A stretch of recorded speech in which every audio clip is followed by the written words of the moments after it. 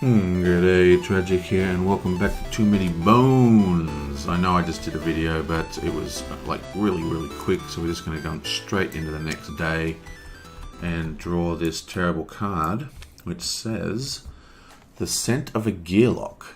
You don't have to be a ranger to sense when you're being followed. When your stomach instinctively clenches and the hair on your ears is at attention, there are probably eyes on you. What can be done?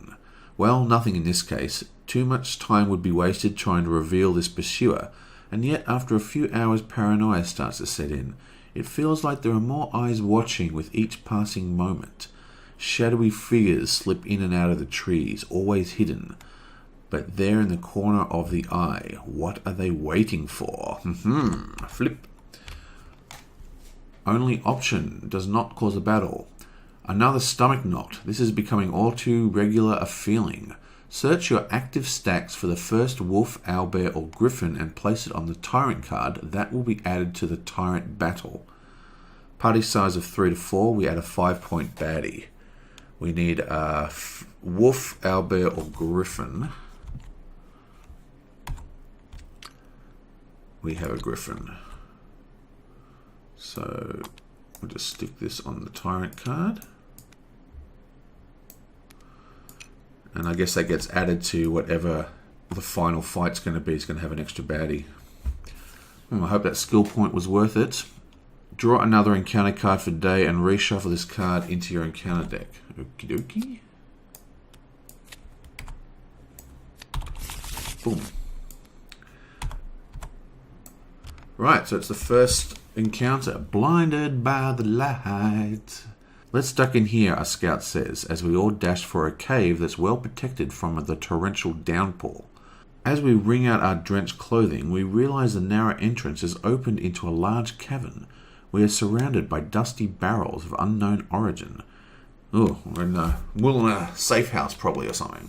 There is an opening in the ceiling that seems to have caught the only ray of sunlight in the middle of the storm. Suddenly, in the center of the barrels, a large chest with an ornate lock is revealed by the focused beams from above. The ornate lock reflects the light rays into our eyes, making it hard to look directly at it, but we also can't seem to look away. Excellent. That sounds like treasure. Let's try to open it. Draw the Trove Loot card. Select a gear lock to perform a lockpick attempt. If they manage to solve all 3 locks, that gearlock gains unlocked trove loot. If unsuccessful, discard the loot. Encounter is a success no matter the outcome. Interesting. Check those barrels. Choose 1 to 4 barrels to destroy. Roll a d6 for each barrel's hit points and set it on the battle mat. In order for the strongest to weakest, each gearlock takes 1 turn to roll total attack dice to destroy the barrels in the same order. Each gearlock can only attack 1 barrel. Total barrels destroyed equals the total amount of loot gained. So we haven't had much luck with the trove loot. We need a 161.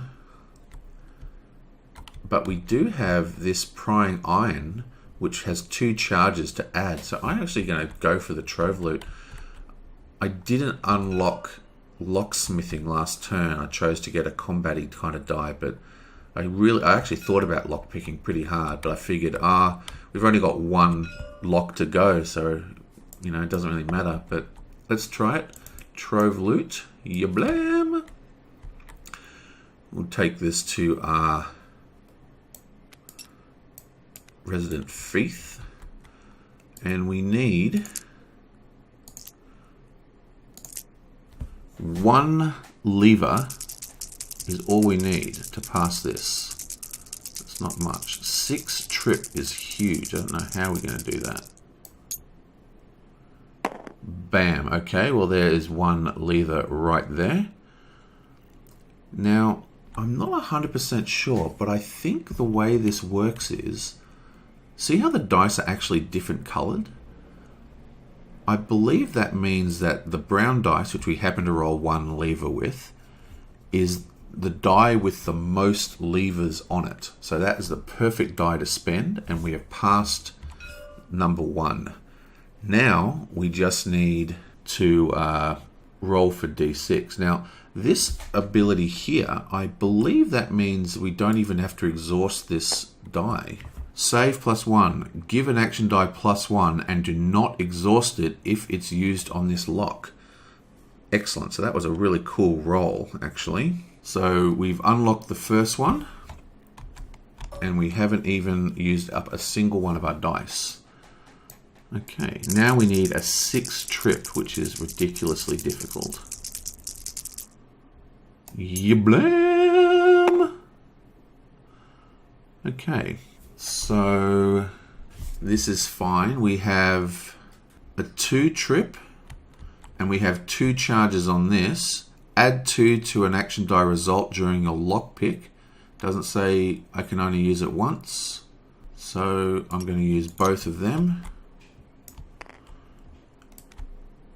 So we're adding 4, which is 2, plus 2 plus 2 is 6, and we have another save. So that's actually a 5, that's actually 3, but we still need to use both charges. And that is the second one unlocked, and we still haven't used any dice because we have the save dice. And the final roll. Yablam! We need 1 force, and we have a 3 force. In fact, we've even got the used dice as a different type, so we've actually rolled 6 force, which is enough to do the last one. So that be that. What you got for us? Hunter's Body Count Necklace, permanent. The next baddie you defeat, deal the killing blow, goes on top of this card. Each future baddie you defeat of this same type also gets placed on this card. Roll 1 additional attack die, does not cost dex for each baddie on this card when attacking the same baddie type. Encounters that require you to search for your defeated stack may pull from this stack if needed. Use D6 to show replaced baddies. Wow, that is pretty awesome. We're going to send that to our face puncher over here. That's pretty good. And we gain a progress point, and there's another skill point in the bottom there. So you blam. So everyone gets to level up yet again. I think he's actually going to upgrade his rage. We need a level 2 rage. Bam. This guy. This guy. You know what might be good for him? Another trap. Where's the traps? What have we got? We've got the snare. Let me just think about this. We are currently at... We're going to be 5 next turn, so 5 by 4. That means we're going to be pulling 20-point baddies. So this is the next guy we're going to get. Pretty hardcore. So we've already got a trap. Let's upgrade to our bow effect. Bam. Want to get to marked enemy. This guy. I think this guy is gonna... Let's roll for another...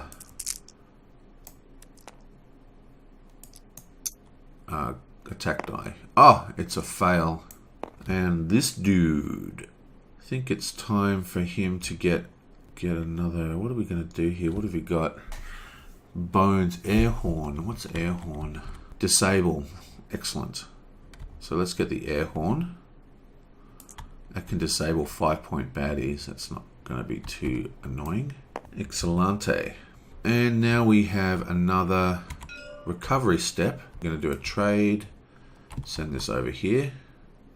Actually, so I'm going to do... Him is going to do the trade. I think he can trade with this even though he's got no one. So he's going to trade and take this card. He's going to roll for another scout. He gets a 2, which is another point like that. And he's going to do his other lockpick. He needs a 5. We did pretty well last time. Let's see if we can do it again. We need 5 force, and we have 1 reroll. You blam. Okay, so we get to do a reroll.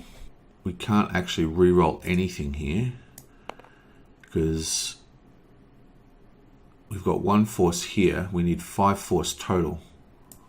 So we get to do it. What you get one free complete re-roll on your first dice pool. You blam. Okay, 3 force. Plus we have the re-roll die. So this is really cool, this die. This allows you to do a re-roll, and you can re-roll the white as well. So we've gotten 3 force. We just need another 2 force. So let's have a look at the faces. This one has 1T, 2T, 3T, 4L, 3L, 2 force. So that's got one face with force. L, L, L, force, force. Well, this has 2 forces, but only one of them counts. So it's basically the same odds either die. So let's roll these. Actually, just before I do that, yeah, we're going to do this one. This brown dice. Come on, we need 2 force. We can do this. You blam! It's a 3 lever, but we've got the... Oh, wait, this is the +1. So that's 3, and we've rolled a 4 lever, so that is another fail on that other trove loot. Damn, that is really hard to open. I've got to get that lock-picking skill. And this guy, he's leveled up as well. What do we take? You know, we've got the air horn, that's right. So let's roll this for another scout. It is a 3, which is still a 1-point baddie, I believe. 1 to 3 is a 1-point baddie. So I wonder if I can just do this. 1, 2, 3. If I just go flip. Yeah, sweet. It'll just flip that one. Excellent. So while I was doing the editing, I put a post on the forum about trading, and I got a lot of help from George and David Martin. And basically, I've been making this game hugely harder on myself. And what I mean is, you get to do everything in this box, okay? So the top ones, trade loot with your party, make a lock-picking attempt. Every single gear lock can do that on any of the items. So it's basically free trade, so it's communal loot, free trade loot, and everyone can do lock-picking attempts. And then each individual gear lock can either scout, get better loot, or rest. So you can do 3 things for each person. And what that basically means is you can free trade, but more importantly, every single person gets a chance to roll for this this trove card. So that's what I'm going to do right now. If I can stop, if I can actually pick up the dice instead of the card. There we go. So we need 5 force, and this is Tantrum's roll. Blam! And wow, he just rolled 6 force on his first roll. 7 force he just rolled. So that is the end of that. 7 force because that is a +1. Okay, so this is now unlocked and it goes to Tantrum, but remember it's free trade, so we can actually send it to anyone. So I'm going to send utility parts. I'm sending to Nougat, and I'm getting utility belt here. Backup plan extension, 2 bones. Wonder what that means. Does that mean, do you think that means you always have 2 bones, or you can now store 7 bones on your mat? Oh, no, I see what it is. It's an ability that requires 2 bones. Unexhaust 1 die, usable once per battle. Gotcha. Sweet. So that, I've been making the game a lot harder. Right, and that is that. That is the end of that turn, and hopefully that's going to make it a little bit easier. And I will see you guys next time.